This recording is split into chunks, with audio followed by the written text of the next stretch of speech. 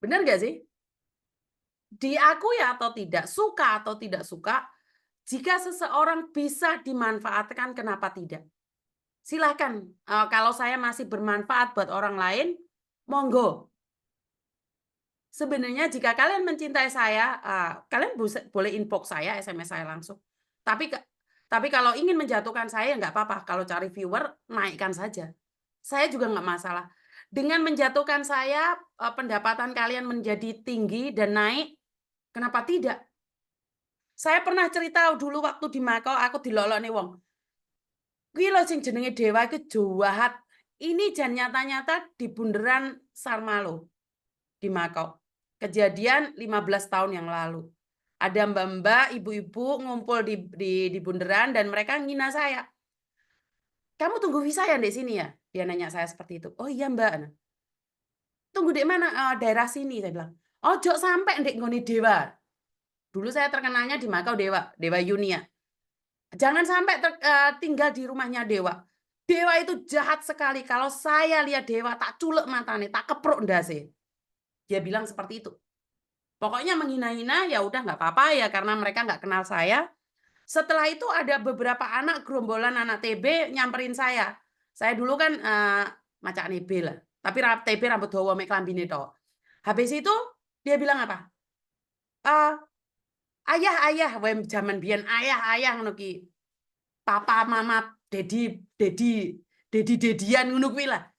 Ayah Dewa, mereka dua gerumbul. Terus mbak yang di sebelah saya yang tadi menghina-hina saya, dia bilang, sebenarnya sampean pernah ketemu sama Dewa enggak, Mbak? Enggak. Dan saya dewanya. Saya Dewa Yuni. Dan mereka bilang apa? Mereka bilang apa? Oh, sampean toh.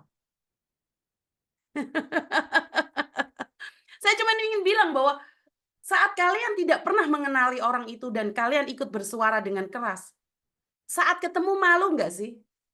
Ini cerita lama ya, 15 tahun yang lalu ya.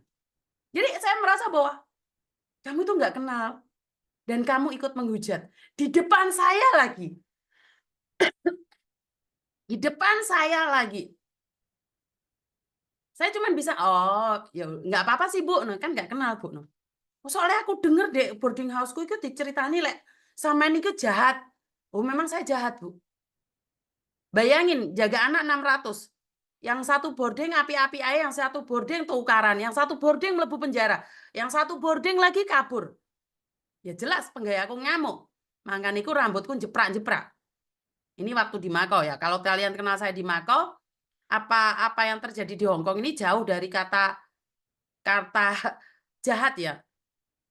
Jadi ini yang pertama dan yang kedua di rumah sakit yang kemarin aja. Yang kemarin aja kejadian 2-3 bulan yang lalu. Mbaknya ngomong langsung di depan saya. Dan dia bilang apa? Bahwa, saya nggak ngelihat kontennya Miss Yuni karena Miss Yuni dapat uang, loh terus saya dapat apa? Loh Bu, nggak apa-apa Bu nggak lihat konten saya. Karena menurut pendapat saya adalah, saya tidak memaksa untuk orang melihat konten saya. Tapi setelah berbicara, setelah dia tahu karena sebelahnya ngomong, "Saya nonton kontennya Miss Yuni, ceritanya seperti ini, seperti itu." Terus saya bilang, "Oh ya Mbak, makasih support-nya." Terus Mbaknya yang satunya nggak support. Akhirnya Mbak yang satunya cerita, "Miss, ada teman saya yang ditipu investasi ini." Nah, ibunya ini ternyata investasi juga dan tertipu karena tidak pernah lihat konten saya tentang investasi bodong. Ibunya awalnya naruh 50 juta, 1 bulan dapat 5 juta. Jadi 50 juta menjadi 55 juta dalam 1 bulan. Akhirnya beliau investasi lagi 100 juta, tapi gak balik sama sekali. Benar nggak sih? Ya seperti itu, hidup itu seperti itu. Dia anti konten saya dan akhirnya uang 100 juta melayang. Ya bukan saya akan mengucapkan selamat ya, tapi lihat konten saya 1 bulannya $50 dan tidak mau, tidak suka, akhirnya kehilangan 100 juta. Lah ini lebih mahal daripada lihat konten saya. Anti saya, ya wis ora apa-apa. Iki kok enek wong telepon sampai benjut iki sapa tok sing ndelok. Sebentar ya. Halo? Assalamualaikum, Miss. Waalaikumsalam. Kenapa Mbak telepon saya berkali-kali?